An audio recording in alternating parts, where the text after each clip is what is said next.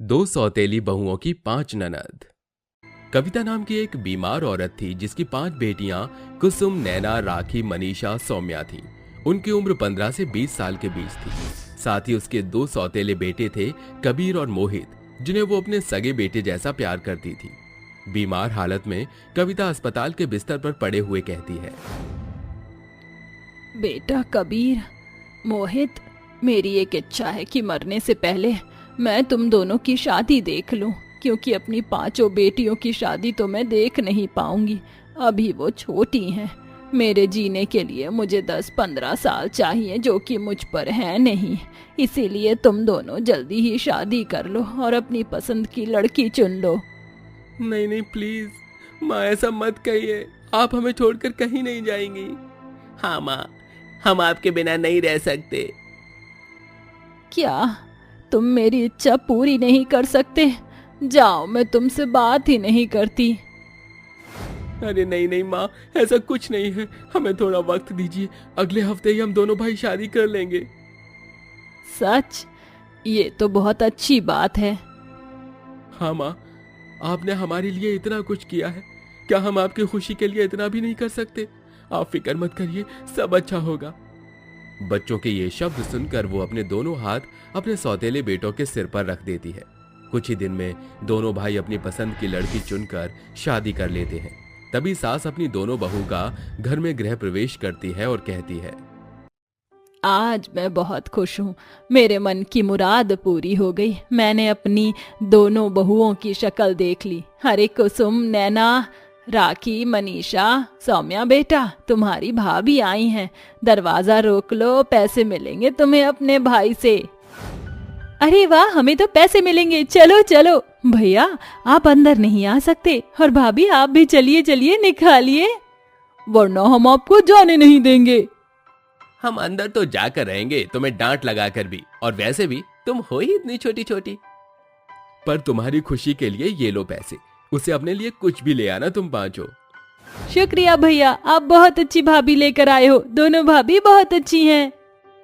देखो तो कैसे मक्खन लगा रही हैं पैसा देने के बाद। ओहो, इस घर में तो 5-5 नंदे हैं हमारी। पर कोई बात नहीं, इन्हें तो हम हैंडल कर लेंगे। बिल्कुल कर ही लेंगे। अरे बच्चों, बाहर ही खड़े रहोगे या घर में भी आओगे? चलो आओ। सास के कहने पर बहुएं गृह प्रवेश करती हैं कि कविता को दिल का दौरा पड़ता है और वो गिर जाती हैं। तभी उसके दोनों बेटे उसे संभालते हुए कहते हैं, माँ, ये क्या हुआ आपको? आपको फिर से ये क्या हुआ? माँ चलिए, हम आपको जल्दी से हॉस्पिटल ले चलते हैं। आपको कुछ नहीं होने देंगे। नहीं नहीं बच्चों, अब मेरे पास बिल्कुल भी वक्त नहीं है, इसलिए मेरी आखिरी इच्छा सुनो। मैं अपनी पांचों बेटियां तुम दोनों के हवाले करके जा रही हूँ। वो बहुत मासूम है, उनका ख्याल रखना। मैं जानती हूँ तुम दोनों भाई अपनी पांचों बहनों का बहुत ख्याल रखोगे। रखोगे ना बेटा? माँ, माँ, माँ, भैया क्या हो गया है? माँ को ऐसे क्यों गिर गई? हाँ माँ, हम अपनी पांचों बहनों का बहुत ख्याल रखेंगे। अपनी पांचों बेटियों को अपने सौतेले बेटों के हवाले करके कविता चल बसती है। ये देखकर पूरा परिवार रोता है। फिर बेटा अपनी माँ का अंतिम संस्कार करते हैं। बहनों का बुरा हाल हो जाता है। वहीं दूसरी ओर सौतेली बहुएं पांचों नंदों पर हक जमाने के लिए उन्हें नौकरानी बनाने के लिए बेसब्र थी। कुछ दिन बीत जाते हैं। माँ के जाने के बाद पांचों बहनें कॉलेज जाती हैं कि दोनों भाभी उसके सामने उनके बैग और बुक्स लेकर फेंक देती हैं और कहती हैं, कहाँ चली पांचों? माँ चल बसी है और घर का सारा काम तुम पांचों हम अकेली दो बहुओं पर ही छोड़कर जा रही हो? माँ जी ने तुम्हें इतना भी नहीं सिखाया क्या? चलो कुसुम, तुम कपड़े धोना, और नैना तुम घर की सफाई करो। सौम्या, मनीषा, तुम दोनों खाना बनाओ, और राखी तुम मेरे पैर दबा दो, बहुत दर्द हो रहा है। थोड़े दिन बाद स्कूल जाना, और तुम दोनों कुसुम, नैना, तुम तो कॉलेज की पढ़ाई घर से भी कर सकती हो, तो अब से कॉलेज जाना बंद। पर भाभी ऐसा मत कीजिए, हमारे सेमेस्टर के पेपर बाकी हैं अभी। हाँ भाभी, हमने वैसे ही छुट्टी कर ली। अगर लास्ट 2 हफ्ते तक नहीं गए तो अटेंडेंस पूरी ना होने की वजह से सेमेस्टर में बैठने नहीं देंगे। वो सब मैं नहीं जानती, और हाँ, ये सब बातें तुम्हारे भाइयों के कानों तक नहीं पहुंचनी चाहिए, वरना हम तुम पांचों का जीना हराम कर देंगे। शक्ल क्या बना रही हो पांचो? जाओ जल्दी जाकर घर के काम करो अब। जी भाभी। ये कहकर पांचों अपनी बुक उठाकर कमरे में रख लेती हैं और घर के काम करने लगती हैं। दोनों बहुरानी इतराकर इसलिए कह रही थीं क्योंकि दोनों के पति अपने दफ्तर पर चले गए थे। वहीं साक्षी राखी के पैर दबाती है तो राखी कहती है, भाभी हो गया क्या? अब मेरे पैर दर्द हो रहे हैं, मुझे स्कूल का टेस्ट भी याद करना है। हे भगवान, अभी तो बस 5 मिनट हुए हैं, जरा और पैर दबा, उसके बाद मेरे लिए चाय बना कर लाना। वहीं दूसरी ओर सौम्या और मनीषा रसोई में खाना बनाते हुए कहती हैं, दी, ये भाभी इतने प्यार से पेश आ रही थी आज तक, लेकिन अचानक से बदल क्यों गई? हमारी पढ़ाई का क्या होगा? तू चिंता मत कर, रात को हम पांचों 1-2 घंटा मिलकर पढ़ाई कर लेंगे और फिर सो जाएंगे। बेचारी दोनों दीदी को भी भाभी की वजह से कॉलेज की पढ़ाई छोड़नी पड़ेगी। वाह बेचारियों। देवी, क्या बोल रही थी तुम? अभी बताती हूँ। नीतू उन दोनों के बाल पकड़कर खींचने लगती है और कहती है, आगे से मैंने फिर कभी तुम दोनों की ऐसी फालतू बातें सुनी तो अंजाम बहुत बुरा होगा। चुपचाप से जल्दी खाना बनाकर लाओ अब। भाभी छोड़ो हमें, बालों में दर्द हो रहा है। हाँ होगा ही, अभी तो पता नहीं कहाँ कहाँ होगा तुम्हें थोड़े दिनों में। ये कहकर नीतू चली जाती है। इस तरह से दोनों नकचड़ी भाभी अपने पांचों नंदों को काबू में करके रखती हैं। जितना चाहे उनसे घर के काम करवाती हैं। काम बिगड़ने पर उन पर अत्याचार करती हैं तो कभी थप्पड़ मार देती हैं। उनकी किताबें भी जला देती हैं। पांचों बहनों की हालत खराब थी और पढ़ाई उनकी बिल्कुल बंद कर दी। हम कितने बेबस हैं अपने भाई से। भाभीयों के बारे में कुछ कह भी नहीं सकते, ना उनका घर तोड़ सकते। भाभी ने हमारी पढ़ाई भी छुड़वा दी और भैया के सामने कितनी मासूम बनती है, जैसे कि वो हमारा कितना ख्याल रखती हैं। दीदी, मेरा तो मन कर रहा है मैं भैया के पास अभी जाऊं और उन्हें सब कुछ बता दूं। पांचों बहन एक दूसरे के आंसू पोंछ रही थी कि तभी कबीर और मोहित उनके लिए आइसक्रीम और चाट पकौड़ी देकर कहते हैं, अरे देखो हम दोनों तुम्हारे लिए क्या लाए हैं, तुम पांचों का फेवरेट आइसक्रीम और चाट पकौड़ी। शुक्रिया भैया।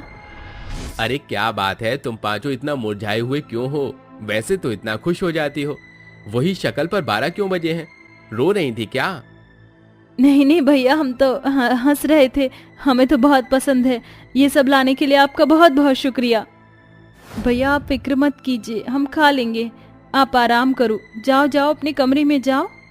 अरे पर क्या जरूरत है? उसके दोनों भाई बहुत कहते हैं पर बहनें उसे अपने कमरे से बाहर कर देती हैं, जो कि ये बात दोनों भाइयों को अजीब लगती है। फिर उनकी नजर जली हुई किताबों पर जाती है तो मोहित कहता है, भैया मुझे तो कुछ गड़बड़ लग रही है, देखो उनकी किताबें भी जली हुई हैं। हाँ, और पांचों खुश भी नहीं थी। इतना अजीब बर्ताव तो उन्होंने कभी भी नहीं किया। हमें पता लगाना होगा। दोनों भाई अपनी पत्नियों से पांचों बहनों के बारे में पूछते हैं, जिससे उन्हें गुस्सा आ जाता है और वो मासूम बनकर उन्हें बेवकूफ बनाती हैं। अगले दिन दोनों ऑफिस जाने का नाटक करते हैं और घर पर चुपके से निगरानी रखते हैं। उनके जाते ही दोनों भाभी गुस्से से उन पांचों को लाइन में खड़ा करके डंडे से मारती हैं। बताओ किसका मुंह खुला अपने भाई के सामने? मना किया था ना तुम्हें, कुछ भी मत बोलना, फिर भी लगता है और डंडे बरसाने पड़ेंगे तुम पर। तभी दोनों भाभियां पांचों को बहुत मारती हैं, जिससे वो रोने लगती हैं। भैया देखो हमारी बीवी किस तरह हमारी प्यारी बहनों को मार रही है। माँ ने हमसे आखिरी वचन लिया था, लेकिन हम नाकाम हो गए। अपनी बहन का ख्याल नहीं रख पाए। चलिए उन्हें सबक सिखाते हैं। तभी दोनों उनके हाथ से डंडा लेकर उन्हें पीटने लगते हैं और कहते हैं, तुम्हारी हिम्मत कैसे हुई हमारी बहनों के साथ हमारे पीठ पीछे ये सब करने की, और उनकी किताबें भी जला दी। अब तुम्हें नहीं छोड़ूंगा। ऐसी बीवियों की हमें कोई जरूरत नहीं है, निकल जाओ हमारे घर से। नहीं, ऐसा मत कीजिए, हम दोनों से बहुत बड़ी गलती हो गई कबीर जी, हमें माफ कर दीजिए। हाँ भैया, उन्हें कुछ मत कहिए, माफ कर दीजिए भाभी को। ठीक है, लेकिन फिर कभी ऐसा किया तो इन दोनों को घर से बेघर करने में वक्त नहीं लगेगा। इस तरह दोनों भाभी अपनी ननद से माफी मांगकर उनका अच्छे से ख्याल रखती हैं और सब खुशी खुशी रहने लगते हैं। राधिका और सलोनी दोनों बहुत अच्छी दोस्त थीं, जो कि कॉलेज में एक साथ ग्रेजुएशन कंप्लीट करती हैं। पर अचानक से राधिका के माता पिता उसकी शादी शहर के मिडिल क्लास फैमिली रोहित नाम के लड़के के साथ कर देती हैं। वहीं दूसरी ओर सलोनी के पिता उसे आगे की पढ़ाई के लिए लंदन यूनिवर्सिटी जाने को कहते हैं। थैंक यू डैड, आपने मेरे बारे में इतना सोचा, बट मैं अपनी फ्रेंड को ऐसे छोड़कर नहीं जा सकती। मैं उसके साथ ही स्टडी करना चाहती हूँ। देखो तुम्हारी वो सहेली बहुत गरीब है, वो वहां तक पढ़ नहीं पाएगी। उससे आखिरी बार मिलकर अपना सामान बांध लो, कल तुम्हें जाना है। ठीक है डैड। अपने पिता की बात सुनकर सलोनी आखिरी बार राधिका से मिलने उसके घर पहुंच जाती है, जहां पर हल्दी की रस्म चल रही थी। उसे हल्दी लगाकर ढेर सारी बातें करने के बाद सलोनी उसे छोड़कर लंदन पढ़ाई करने चली जाती है। वहीं दूसरी ओर राधिका अपने ससुराल की सारी जिम्मेदारियां संभाल लेती है, लेकिन कुछ ही दिनों में ही ससुराल वाले उसे अपनी असली रंग दिखा देते हैं। वो दहेज के लिए उसे प्रताड़ित करते हैं, साथ ही पति भी उसे बेल्ट से मारता है। बेचारी राधिका पढ़ी लिखी होने के बावजूद भी एक गवार गांव की बहू की तरह उस घर में सब झेल रही थी। ऐसे ही एक दिन सास अंजना अपनी बहू को कपड़े देकर कहती है, बहू, ये तूने कैसे कपड़े धोए हैं? कॉलर तो पूरी काली है, सही से काम करना नहीं आता क्या? अरे माँ जी, पर मैंने तो अच्छे से साफ की थी, और ये कहाँ गंदी हो रही है? पता नहीं आपको ऐसा क्यों लग रहा है। अब तू मुझसे जुबान चलाएगी? जो बोला है वो कर, ये कपड़े दोबारा जाकर धो। जी माँ जी। ये सुनकर राधिका दोबारा से उन कपड़ों को धोती है, जिसके बाद वो खाना बनाने जाती है। भी फालतू में कपड़े मुझे दोबारा से धोने के लिए बोले हैं। अब माँ जी खाने के लिए कहें उससे पहले ही मैं जल्दी से बना लेती हूँ खाना। ये कहते हुए वो खाना तैयार करके डाइनिंग टेबल पर लगा देती है, जहाँ सास ससुर आकर बैठ जाते हैं और कहते हैं, अरे बहू, तूने तो खाना बनाने में काफी देर लगा दी। जरा देख, 2 बज रहे हैं, ये खाने का समय होता है क्या? पापा जी, बस खाना बना ही दिया था मैंने, पता नहीं इतना समय कैसे लग गया। ज्यादा मुंह मत चला, खाना परोस या उसे ठंडा कर देगी। सास की बात सुनकर राधिका खाना परोस देती है, जिसे वो दोनों खाते हैं और सास थूक कर कहती है, ऐसे ही खाना बनता है क्या? पूरी नमक की बोरी इसी में मिला दी। क्या चाहती है हम दोनों बुड्ढों का बीपी हाई हो जाए, जिससे हम टपक जाएं और तू इस घर पर अपना हक जमाए? नहीं नहीं माँ जी, ऐसा मत कहिए, मैं आप दोनों के लिए ऐसा कभी नहीं सोच सकती। और मैंने नमक इतना ज्यादा नहीं डाला था, जितना रोज होता है उतना ही रखा है। देखो जी कैसे बहू जबान चला रही है। मुझे एक तो दहेज में भी तेरे माँ बाप से ज्यादा कुछ नहीं दिया क्या? वो क्या कहते हैं, गिराज ग्रेजुएट टेंशन की है, इसने कॉलेज में पढ़ी हुई है तो ऐसे ही तो बोलेगी। तो कुछ ज्यादा ही समझदार निकली, हमें ही पागल बना रही है। लेकिन अब कर ली शादी हमने, इसके माँ बाप ने सही से न दहेज दिया न हमारा सम्मान किया। माँ जी, पापा जी, आप ये सब क्या कह रहे हैं? हमारे घर की स्थिति आप जानते थे। मम्मी पापा ने उतना दिया जितना वो दे सकते थे, और आपने ये सब मंजूर किया, तो फिर अब क्यों सुना रहे हैं? तेरी ये मजाल, तुम मुझसे और इनसे ऐसे कहे, अभी तुझे बताती हूँ। ये कहकर अंजना उसके बाल पकड़कर उसे मारती है। फिर दोनों सास ससुर अपने कमरे में चले जाते हैं। शाम को घर आकर रोहित नशे की धुत में कहता है, अरे संभाल मुझे, अरे सब गोल गोल घूमता हुआ दिख रहा है, तू मेरे जूते उतार। अरे आप फिर से पीकर आ गए। क्यों पीते हैं इतना? ये आपकी सेहत के लिए बिल्कुल ठीक नहीं है। तेरी हिम्मत कैसे हुई मुझे यह बोलने की? हा? अब तुझसे पूछकर पीऊंगा क्या? अजी नहीं, मेरा वो मतलब नहीं था। तेरा सारा मतलब समझता हूँ मैं, समझी? तेरे से कहा था ना मेरे जूते उतार, अभी तक खड़ी क्या है? ये कहकर रोहित उसे एक थप्पड़ मार देता है और रोते हुए राधिका उसके जूते उतारती है। तभी वो बिस्तर पर लुढ़क कर सो जाता है। क्या जिंदगी थी मेरी और क्या हो गई है। सोचा था पति बहुत अंडरस्टैंडिंग होगा, लेकिन नहीं। इससे अच्छा तो मैं शादी नहीं करती और सलोनी के साथ पढ़ाई करती। लेकिन मुझे खुशी है कि वो पढ़ रही है, मेरी तरह शादी का फैसला नहीं किया। अपनी माता पिता की तस्वीर को गले से लगाकर वो सो जाती है। वक्त बीतता है। एक सुबह दरवाजे पर दस्तक होती है। जैसे ही राधिका दरवाजा खोलती है तो सलोनी कहती है, सरप्राइज! कैसी है मेरी राधिका, मेरी जान? तूने तो सरप्राइज ही कर दिया, बिल्कुल। और ये क्या, लगता है विदेश जाकर विदेशी कपड़े पहनने लग गई है। हाँ वो तो है, तुझसे मिलने का बहुत मन था, इसलिए तेरे पास कुछ दिन रहने आई हूँ। ये तो बहुत अच्छी बात है, आजा। दोनों एक दूसरे के गले लगती हैं तो सलोनी उसके पीठ पर निशान देख लेती है। साथ ही उसके ससुराल वालों की घूरती हुई नजर जो इतरा कर अंजना कहती है, ए बहुरिया, ये विदेशी लड़की कौन है? माँ जी, ये मेरी सहेली है, विदेश से आई है, लेकिन पहले यहीं रहती थी। अच्छा, बड़े चुटका चुटका कपड़े पहन रही है ये तो, ऐसा नहीं चलेगा। अरे यार, तेरी सास तो बड़ी खूबसूरत टाइप की है। नमस्ते आंटी जी। अरे हम दोनों अंदर चलकर बात करते हैं। माँ जी, मैं इससे मिल लेती हूँ थोड़ी देर। ठीक है, मुझे दवाई ला देना।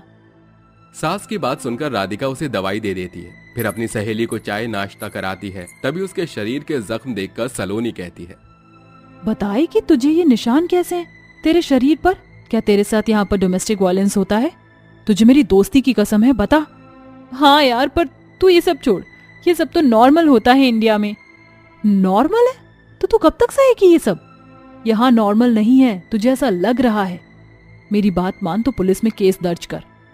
अरे नहीं यार, और हाँ, ड्रेस चेंज कर ले। अरे ओ बहू, जरा इधर आ। पापा जी बुला रहे हैं, मैं आती हूँ। राधिका ये कहकर उनके पास जाती है तो अंजना कहती है, तूने इनकी दाल की कटोरी में इतनी मिर्च क्यों डाली थी? पता है इन्हें कितनी खांसी हुई है? अब मैं तुझे बताती हूँ। नहीं माँ जी, मैंने ऐसा कुछ नहीं किया। ये कहकर ससुर उसके हाथ बांध देता है और सास जबरदस्ती उसके मुंह में लाल मिर्च उसे खिलाती जाती है, जिससे उसकी बहुत बुरी हालत हो जाती है। और ये सब सलोनी अपनी आंखों से देख लेती है, पर उस समय वो कुछ कर नहीं पाती। तभी बहुत रोने के बाद मुस्कुराहट लिए राधिका उससे कहती है, अरे तू तो बहुत अच्छी लग रही है कपड़ों में। हाँ, क्या कह रही थी? तेरी सास फिर से जल्लाद बन गई थी क्या? अरे नहीं नहीं, ऐसा कुछ भी नहीं हुआ है, बस खाने के पीछे सुना रही थी। सब मेरी आंखों के सामने है, फिर भी कैसे खुशी से कुछ नहीं हुआ रिएक्ट कर रही है। मुझे ही अब ठीक करना होगा सब। ऐसे ही घर में 2 दिन बीत जाते हैं। पहले तो रोहित सलोनी के लिए आपत्ति जताता है, मगर बाद में कुछ नहीं कहता। उसी बीच पति और सास ससुर उसको टॉर्चर करना नहीं छोड़ते और ये सब राधिका चुपचाप सह रही थी। पर सलोनी से ये सब और बर्दाश्त नहीं हुआ और उसने राधिका को समझाया, राधिका, मैं तुझे इन सब का अब और शिकार नहीं होने दूंगी। दहेज की वजह से ये तेरे साथ कैसा बर्ताव कर रहे हैं, तुझे आवाज उठानी होगी, वरना हमारी दोस्ती खत्म। सही बोला तूने, अब मैं और नहीं सहूंगी। कुछ देर बाद उसका पति गुस्से से सलोनी के सामने ही चांटा मारकर कहता है, मैंने कहा था मेरे ये वाले कपड़े प्रेस कर दो, पर तुमने नहीं किए। इसी चांटे के लायक हो तुम। तुम्हारी हिम्मत कैसे हुई मुझ पर हाथ उठाने की? और तुमने मुझसे ऐसा कुछ नहीं कहा। पहले अपने आप नशे से बाहर आओ। ऐसा कहकर राधिका पलटकर रोहित के चांटा जड़ देती है। बस रोहित, अब मैं और नहीं सहूंगी। मैं इस घर को छोड़कर जा रही हूँ।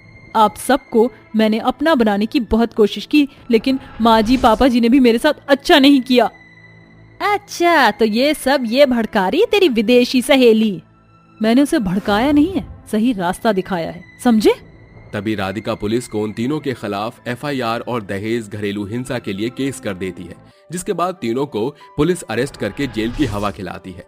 साथ ही सलोनी उसे अपने साथ पढ़ाई के लिए विदेश ले जाती है, जहां दोनों दोस्त एक इंटरनेशनल कंपनी में काम करते हैं और राधिका अपने पैरों पर खड़ी हो जाती है, जिससे वो अपनी एक नई जिंदगी जीती है।